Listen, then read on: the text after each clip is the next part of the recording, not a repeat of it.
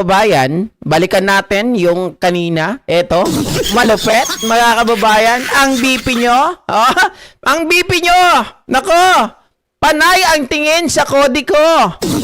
Mga kababayan, at yung kanyang mga sinasabi, hindi maintindihan ng kanyang mga chikiting na kinakausap. Ano daw ba? Si Sara, alien ba siya?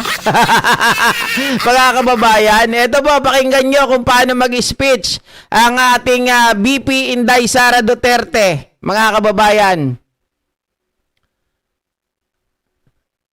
hindi ko alam kung matinutong video na to. Pero kung hindi ito gumana, meron tayong mahaba-haba.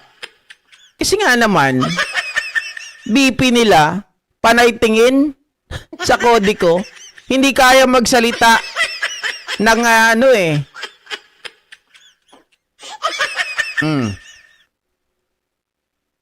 Laka. Bakit ganun? Teka lang guys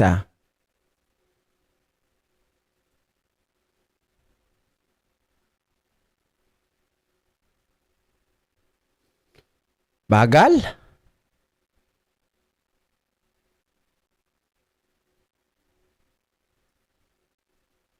Eh.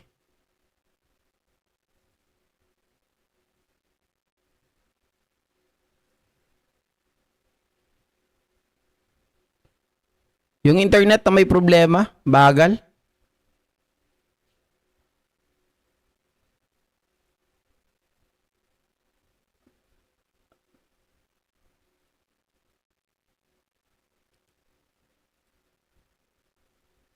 Oh.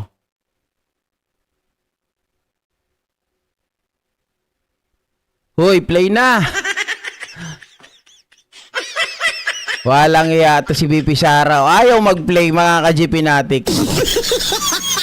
Kasi ganito kabagal si BP Sara Duterte. Parang grade 1 lang ang mga kausap. Ang bagal-bagal magsalita. Ayan, pati yung internet ko gumagaya sa kanya.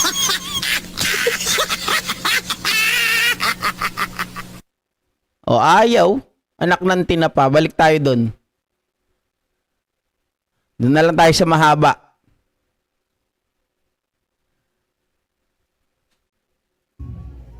Buhi. Puno kini og kakapoy. Kulang sa tulog. Kalisod sa kinabuhi. Ug kinahanglan usab nga masabtan sa ato Maria Kaliwara. Ang kalisod sa kinabuhi. Ug kinahanglan atong ipasabot kanila ang importansya sa edukasyon, sa pagbag-o sa ilahang kinabuhi. Nakita nyo yung mata ni BP Sara Duterte? Mga kababayan, talagang siya, umaasa siya sa kodigo, no? Hindi kagaya nung presidente natin, mga kababayan, tumitingin siya, actually may kopya rin yun, pero ang tinitingnan lang niya, hindi mismo yung speech niya. Yung yung guide lang, mga ka-GP Natics. Pero si Sara, panay ang tingin. Hindi niya talaga kabisado. Oh. Edukasyon ang mag-alsa sa kanila sa pagawas sa kalisod. Ang krisis sa presyo sa mga produkto karon usa ka dakong pagsulay sa atong pagbangon isip pamilya ug isip usa ka nasod. Mas mulisod pa ang umaabot. Okay, bakit natin pinapakita, mga kababayan, etong tawag dito, yung pagsilip-silip ng kodiko ni Sara Duterte?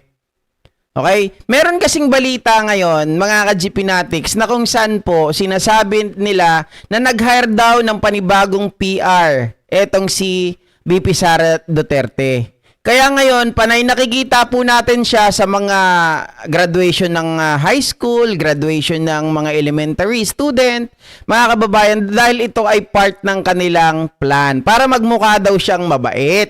Okay? Kaya lang, sablay mga kababayan, dahil hindi po niya, parang wala sa kanyang dibdib, wala sa kanyang puso ang kanyang mga sinasabi. Alam niyo mga kababayan, hindi mo kailangan ng kodiko.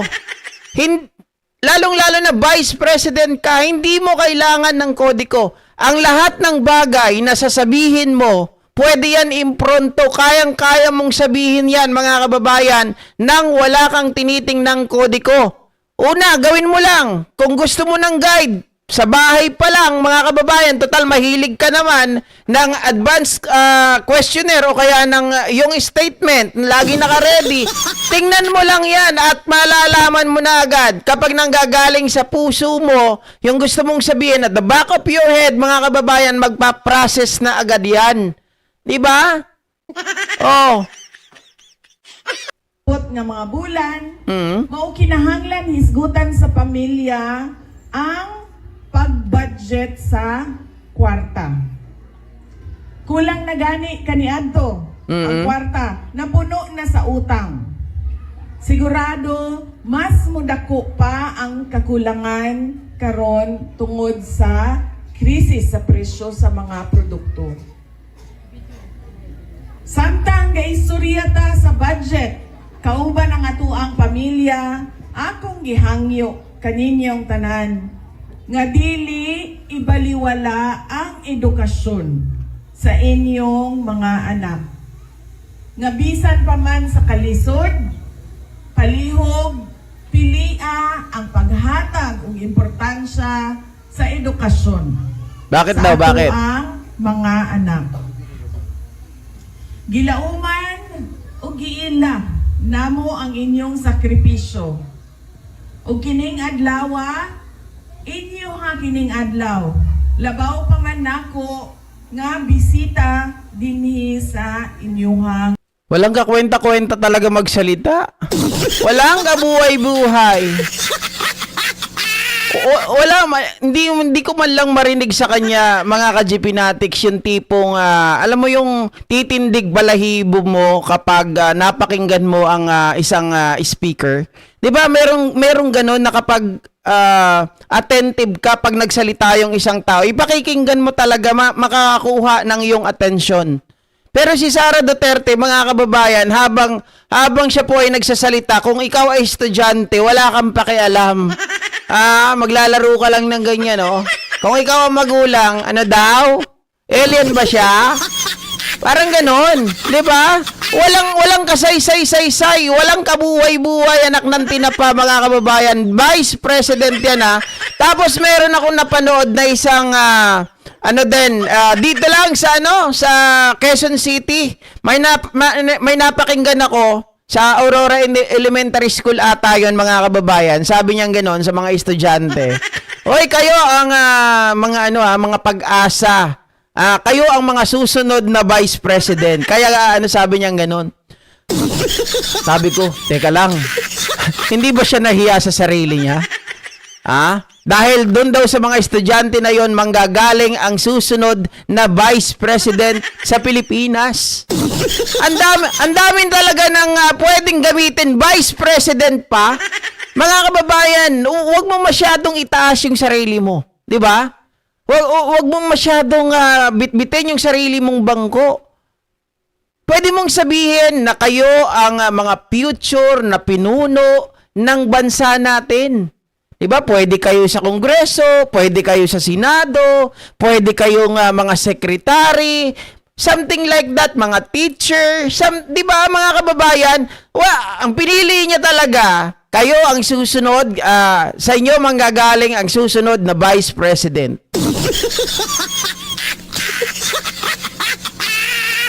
Diba?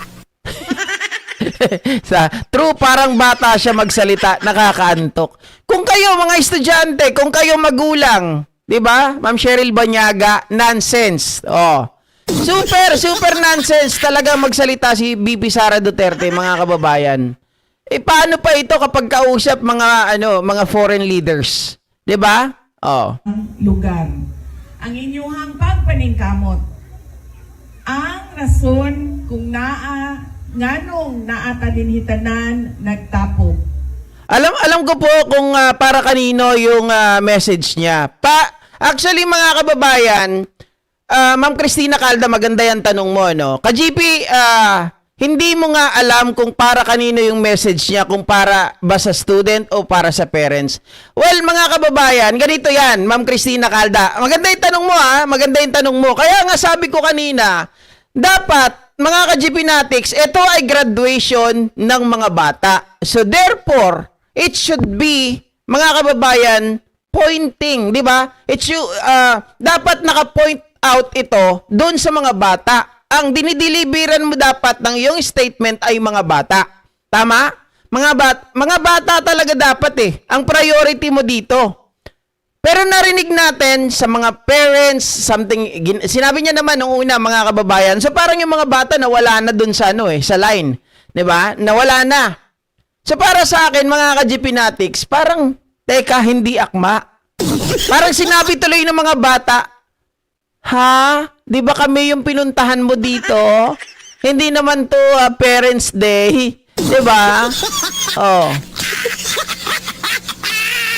Napakabubayla talaga ni BP Sara. Kala niya, mululoko niya yung mga bata. Oh, tingnan niyo, sabi ni Sir Leo, correct, kayo ang mga susunod na engineer, lawyer, doktor, teachers, nurses, at maaaring maging mga pinuno ng ating bansa. Kamote talaga. Talagang sinabi niya lang Sinabi niya talaga, mga ka-GPnatics. Panoorin niyo yon, nasa FB. Napakinggan ko yun kagabi. Hindi ko lang nahalungkat kanina kasi nga, bagal talaga ng internet. Pero maliwanag na sinabi niya doon. Nasa inyo manggagaling ang susunod na Vice President. Ang tanong kasi diyan ganito. Gugustuhin ba ng mga bata na maging Vice President? 'Di ba? Gayong alam ni siguro yung mga magulang sabi, hindi mo nga masagot-sagot yung yung mga allegation laban sa iyo. Tapos yung mga anak namin gusto mo maging Vice President. Kung Vice President lang, wag na lang. Diba? Jocelyn Jimenez, pwede naman sabihin na kayo ang pag-asa ng bayan na makakatulong upang umunlad ang bansa natin. Sabi ni Ardena Fainsol, I am from Visayas and I never supported her and I will never support her in the future. Aray ko! Aray ko! Mga kababayan, tapos sabi nila solid daw. Yung kanina na nga lang Yung sa survey, pabagsak si BP Sara Duterte, pataas din ang mga hindi nagtitiwala sa kanya. So, ibig sabihin, hindi sila solid. May gana pa siya magsalita sa mga bata, nilulustay nga niya ang pera ng DepEd. Kaya nga, JRS, mali yung kanilang pagkuha ng isang panibagong PR. 'Di ba? Mali. Bakit? Kumuha ka ng PR, tapos ang sinadjust sa'yo, ang in-advise sa'yo ay pumunta ka sa mga ceremony ng mga student, elementary and high school. Mga ka-GPnatics, ang magandang gawin dyan, kung ako ang PR niyan, sasabihin ko talaga, Sara Duterte, ma'am, alam mo ang pinakamagandang gawin? Sagutin mo yung aligasyon laban sa'yo. 'Di ba? Yun ang pinakamaganda. Pag nasagot mo yun, sigurado, baka tumaas yung rating mo unless meron kang tinatago. Pero tama po yung sinabi nyo kanina, sasang-ayunan ko yun. Dapat nakatuon lahat ng kanyang mga statement sa mga bata. Kasi ito yung tamang, dapat magbigay ka ng advice doon sa mga graduates, mga kababayan, i-recognize mo sila at sila po yung bigyan mo ng punto. Sila yung bigyan mo ng maayos na advice para sa kanilang future. Kung ano yung mga dapat nilang gawin, kung ano ba yung mga stepping stone na tatahakin nila, na kailangan maging matatag sila, kailangan mga kababayan ay maging masipag sila, kailangan ay magtiyaga sila, at kailangan wag silang sumuko sa buhay. Something like that. 'Di ba? Dapat sila, mga kababayan, yung kumbaga itataas mo. Sila yung gagabayan mo, hindi yung mga magulang. Secondary na lang yung mga magulang, 'di ba? Secondary yung mga magulang, dapat ang subject matter mo dito yung mga bata. Magandang yan tama yung sinabi nyo kanina, guys. Good observation. Hindi natin malaman kung sino ba talaga yung kinakausap niya. 'Di ba? At saka, saan ba to, mga kababayan? Parang ano to Sandok Elementary School. Bisaya din. Okay lang naman pala na magbisaya siya. Pero para sa akin kasi, mga ka-GPnatics, kung gusto mo na umunlad ang utak ng mga kabataan na to, 'di ba? Dapat i-advance mo rin yung sarili mo. Na ikaw na speaker, 'di ba? I-advance mo rin. Oh. Jesse Dinglasan, galing-galing mo talaga, GP. Ingat lagi. Thank you po. Inspirational thoughts. Correct. 'Di ba? Oh, sabi ni Vine Grace, I'm Bisaya through. No way, never to the Dutertes ever since. Huwag sila magmayabang. Hindi lahat ng Bisaya ay bobo tulad ng dilis. Sabi ni Ma'am Christina Calda, kulang siguro sa tulog yan, kaya speech pa lang, di mo na maintindihan. Kanina pa ako nag-like ka, GP. Ang saklap, ano, mga kababayan. Second highest leader of the land. Tapos, ganito lang klase yung level ng kanyang speech. Yes, exactly. Si Putin. Katunayan ng pagbagsak ng edukasyon under her watch. Salamat for saving DepEd sa pagbibitiw mo, Sara Iha. Nice achievement yun. Diba? Ito ang ito yung pinaka masakit siguro, no? Binati mo pero nilaglag mo. Mga kababayan, parang pinasalamatan mo, pero ang katotohanan, mga kababayan, sinaktan mo ang damdamin ni Bibi Sara Duterte. Oh.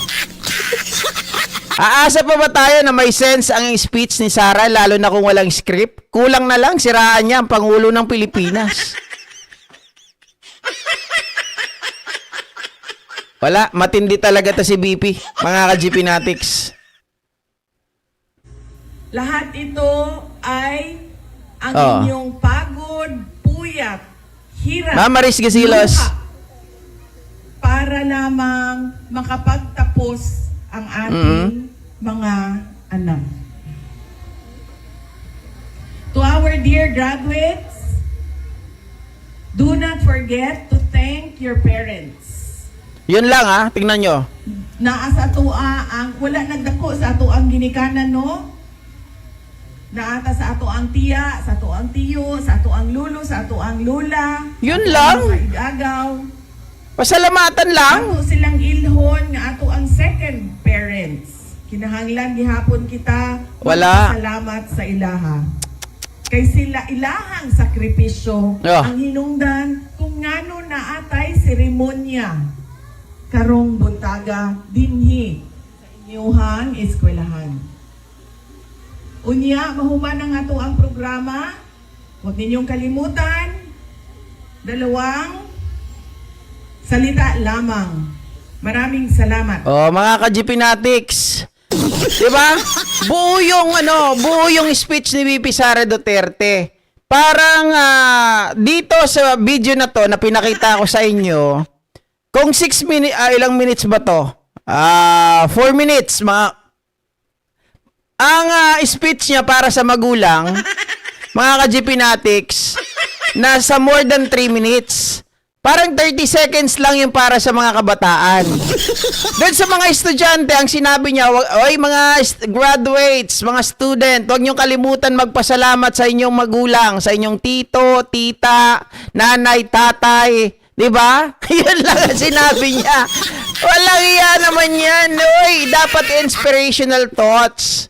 Dapat yun ang mga sinasabi mo sa mga estudyante.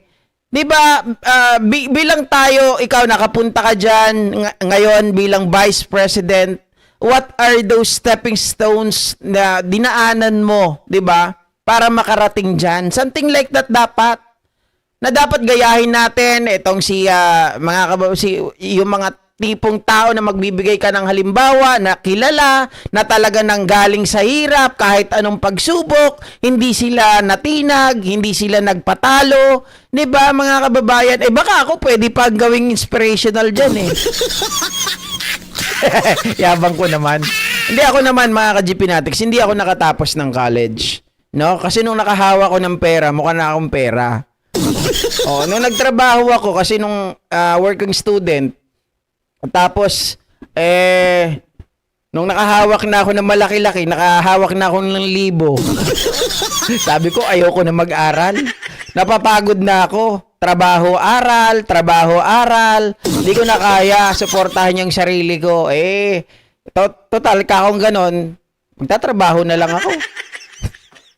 Pero mali yung ginawa ko, mga ka-GP Natics. Mali yun. Kung bibigay yung pagkakataon, mas gusto ko naman talaga na makatapos ng pag-aaral.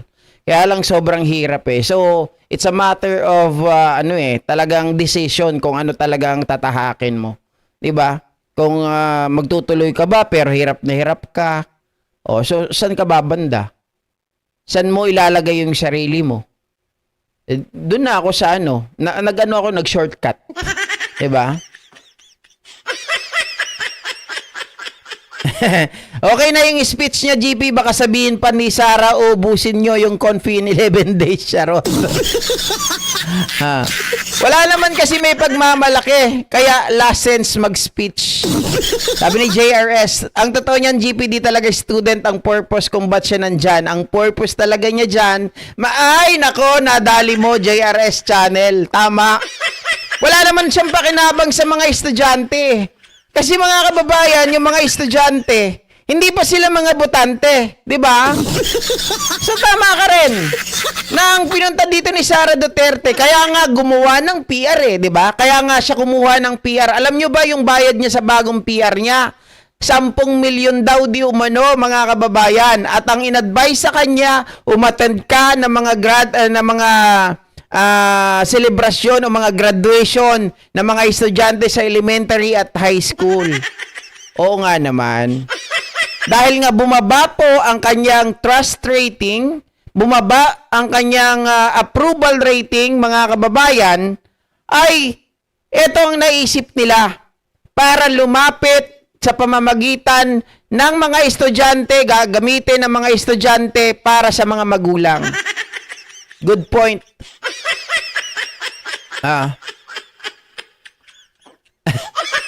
Jason Rivera, mag-aral ka ulit.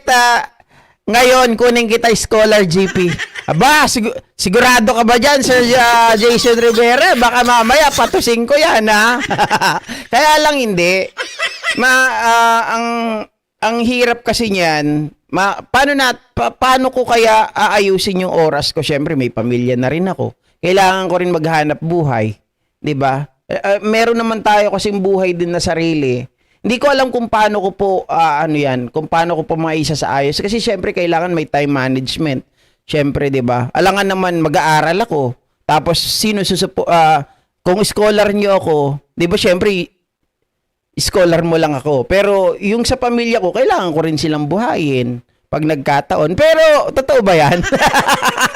Totoo ba 'yan, Sir Jason Rivera?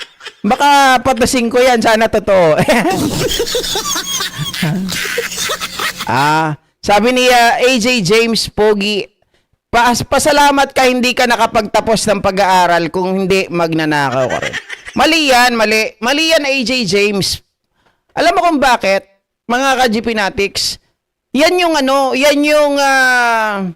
rason ng walang kwentang tao. Hindi porket nakapag-aral, hindi porket hindi nakapag-aral.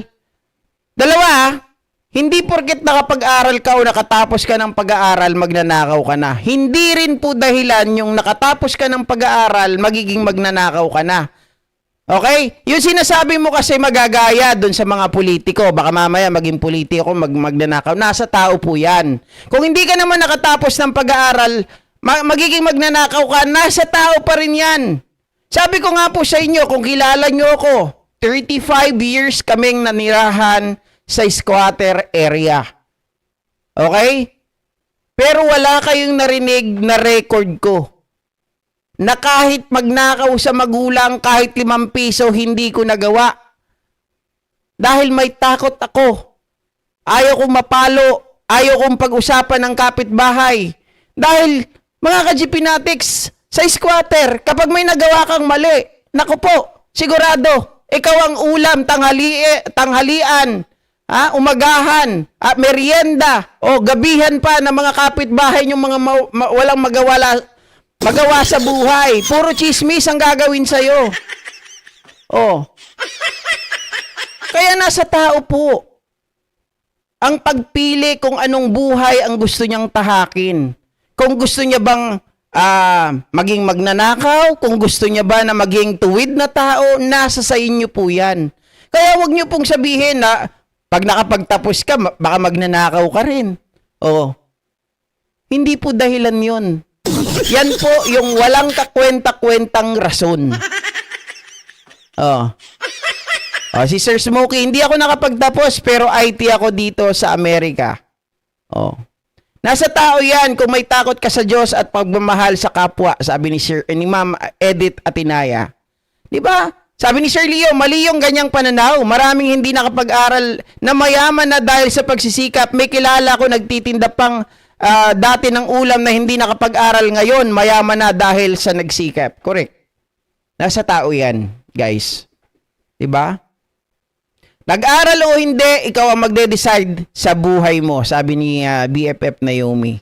Kita nyo. Alam nyo, binabasa ko yung mga comment niyo, mga kababayan, kung ito ay kapupulutan talaga natin at related sa pinag-uusapan natin. Hindi ako papayag na sisirain nyo, na sasabihin nyo, magiging magnanakaw ka rin. Doon, sa hirap ng buhay, sa hirap ng buhay, mga kababayan, sa hirap ng buhay, tumira kami sa squatter. Kung pinili ko, mga kababayan, yung pinakamabilis na buhay, no? Kaya lang, mabilis din ako mamatay, pwede ako magnakaw.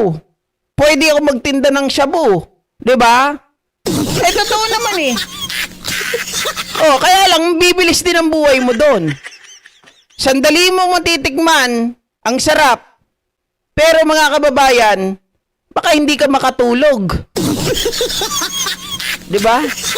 Habulin ka ng konsensya mo. Hindi ka lang habulin ng konsensya mo. Habulin ka pa ng mga, ng mga tao sa gobyerno, lalong-lalo na yung mga pulis. Baka hindi lang mga pulis na magagilap sa'yo. Diba? Pati yung mga tao, mga kababayan, na may kinalaman sa pinagbabawal na gamot, habulin ka rin. Makakatulog ka ba nun? Mayroon ka bang peace of mind? Wala. So, hindi ka pinili yon. Nasa tao po yan. Kung ako naman, mga ka-GPnatics, ay pumili between itutuloy ko ba yung pag-aaral ko o magtatrabaho na lang ako, wala naman masama doon. Kasi binasi ko sa sitwasyon. Diba? Binasi ko sa sitwasyon. Wala namang tutulong sa akin Sa sarili ko, nahihirapan na din ako. So, mas pinili ko na buhayin yung sarili ko. No? Kasi dati nung college ako, para magkaroon ako ng pantuition, dahil di na rin ako matustusan ng magulang ko, para may pambaon ako. Kasi pera, ang baon ko lang dati, 5 piso hanggang 20. Para magkaroon ng maayos na baon, ako ang tagagawa ng project ng mga kaklase ko. Yun ang problema. Okay? So, ayan, mga kababayan, ito pa. Pag-usapan naman natin. Speaking of droga, mga kababayan,